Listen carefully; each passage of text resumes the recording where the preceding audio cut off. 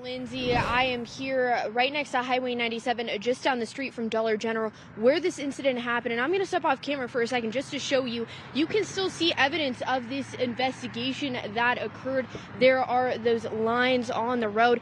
But we did speak to the U.S. Forest Service. They did tell us there's been a lot of prescribed burns out in that area, and they're hoping that'll be their sort of insurance plan for this fire. 33-year-old Sarah Session and 65-year-old Gary Hardenberg appeared for the first time in Deschutes County Court Monday for arraignment. We have breaking news tonight of several injuries at the Sisters Rodeo from an escaped bull. The bull escaped the arena towards the parking lot during tonight's performance. It's day 2 out here at the Darlene 3 fire in Lapine. As you can hear and see behind me, planes and helicopters are still dumping water on this fire. He wasn't armed. He didn't deserve that. The police need to pay for what they did to him. Brenda Oman recounts the terrifying moments she witnessed a deadly officer-involved shooting in Madras. I tried to tell him he's got mental issues. He's got mental issues. And then I heard pop, pop, pop, and I started screaming. Dramatic images sent by a KTVZ viewer shows the moments leading up to the shooting. Officers can be seen with their guns drawn south of the Dollar General. There were so many cops, and they're all coming down the road, and so I came outside and watching them tell somebody to get down on the ground. And I came out here, and the closer I got, then I seen who it was. According to Jefferson County's district attorney, just before 5:30 Thursday evening, officers approached 26-year-old Alan Warner Jr. after reports of an altercation in the road. The DA did not immediately release details of officers' exchange with Warner, but did confirm he was pronounced dead at the scene after Madras police used lethal force. Oman says she did not see a weapon, though KTVZ News cannot confirm this information. Oman says she was close with Warner and says he had battled with mental health issues. I seen him earlier that day. He walked past me. He had a bag of cans. And I was like, I looked at him and I said, "Hey, buddy." And he just gave me this little grin. As long as there's a need, there's going to be a dealer, I'll tell you that. Fentanyl, meth, and cocaine continue to be on the streets of Central Oregon. And for the past 4 years, homeless living in Bend say Measure 110 has made it worse. I've saved several lives that I would not have normally had to save. And I've seen people that basically the lights go out and they just turn into thieves and crooks. Earlier this year, legislators passed House Bill 4002, which recriminalized drug possession of Schedule I drugs, making possession a misdemeanor. Now it's up to counties to determine how to implement the new deflection programs. Deschutes County is choosing officers as the first point of contact. The police can give the person a citation to appear in court and also at the same time give them a connection to drug treatment so that the individual can then go and follow up with drug treatment. The Deschutes DA says the problem with Measure 110 is that it didn't offer incentive or punishment to push people into treatment. The jail part of it is the stick, and hopefully getting well is the carrot.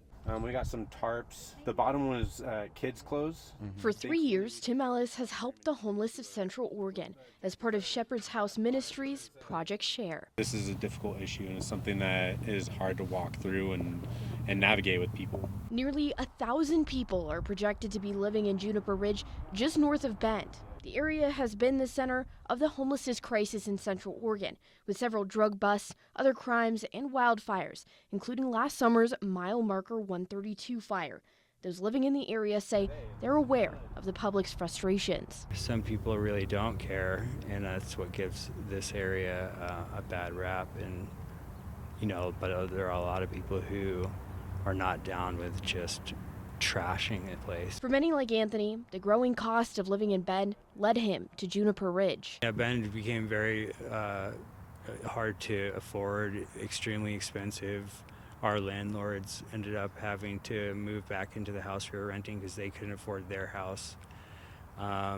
And our rent almost doubled after a few years. Ellis and his team provide propane tanks, clothing, and hot meals once a week to both the Juniper Ridge and China Hat encampments. while at one camp, the team had completely run out of full propane tanks, a supply that means life or death for many. These are people. These aren't an issue. These aren't a political problem. These are people's lives that are in our hands. They stayed here all night and had an engine behind the house, and it was like, you know, even though we knew it wasn't going to burn, they stayed. And I haven't met one firefighter here that I didn't like. Inspired by the efforts, Bruce and his wife Jeannie set up a table with coffee and snacks. The fire threatening their home is a mega fire in eastern Oregon, about 2 hours south of Pendleton. the firefighters congregate here in front of the house every day for the last, 2 weeks? The Battle Mountain Complex fire is burning in a mix of wildland and residential areas.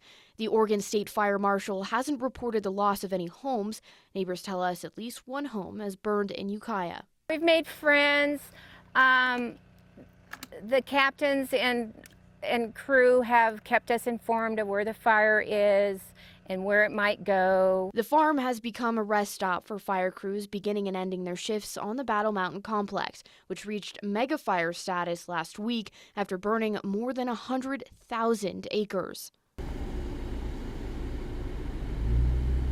Jeannie and Bruce Strange have provided internet, food, and a good conversation to crews and have let them fill up water tankers from their pond. Bruce Strange has also designed art for the water tankers from old horseshoes. Much, man. That's a beautiful piece of work. It's wonderful.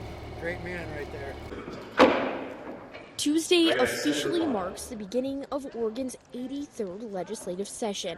New and old faces are back in office to represent Central Oregon. It's wonderful. It's wonderful to be back in our committees. We started with climate, energy, and environment and heard from the Department of Energy and DEQ. And I'm just really excited to start again. Representative Emerson Levy and Jason Croft were back for another term with transportation and education in mind. That looks like making sure we have money to plow the pass regularly so that's safe and that our roads are all level. Those are really where a lot of the funding asks are going to come from. How do we continue to make investments in our school system to make sure every kid has the opportunity to thrive and receive the education that they need? The state has struggled with infrastructure and budgeting as Oregon's roads continue to break down. Governor Tina Kotek in her State of the State address promising to look into infrastructure revenue and proposing a possible increase in DMV fees or taxes. And we're coming out of the transportation package, and we have things from the transportation package from several years ago, projects that haven't been completed. So we need to make good on those and also really advocate for Deschutes County. With polarizing issues already being presented by the governor, bipartisanship remains to be a key for legislators to move forward. Nothing's going to change. We're going to keep working for the people of Oregon, whether it's lowering prescription drug prices like last session. That doesn't have a label of politics on it. It's just getting people the medication that they need, and that's a path we'll continue to take.